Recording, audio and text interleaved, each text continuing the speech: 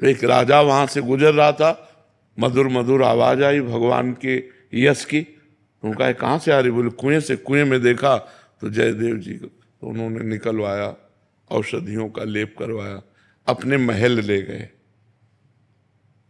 चरण सेवा उनकी की और पूछा भगवान मुझे भगवान की प्राप्ति कैसे होगी। ये पूछा कि किसने आपके किए, तो कभी नहीं, कुछ नहीं बोले। तो उनका मुझे भगवान की प्राप्ति कैसे हो? तो उनका संत सेवा। अगर संतों की सेवा हो तो भगवान की प्राप्ति सहज हो जाए। तो राजा ही थे, संतों की सेवा।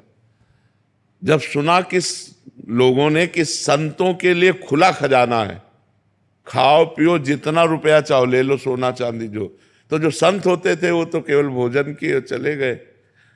तो वो चारों ठगों को सुनने को मिला कि यार एक राजा है, वो संत वेशधारियों को खूब माल चलाता है और खजाना खोल देता है, जितना ले जाओ।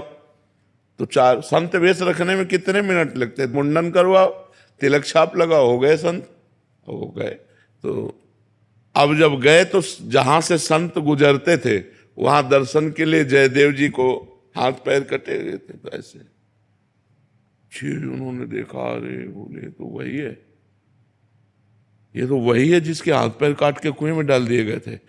पर हमें पहचान नहीं पाया लगता है, पर अंदर डर आ गया कि अगर पहचान लिया और कहा इन्होंने ही हाथ पैर काटे थे तो फांसी की सजा अभी हमें दे दी जाएगी। पर जयदेव जी ने ऐसा कि मानो पहचाना नहीं। तो वो निकल गए, राजा को बुलाया और कहा ये जो चार संत गए हैं ये हमारे बहुत प्रिय हैं।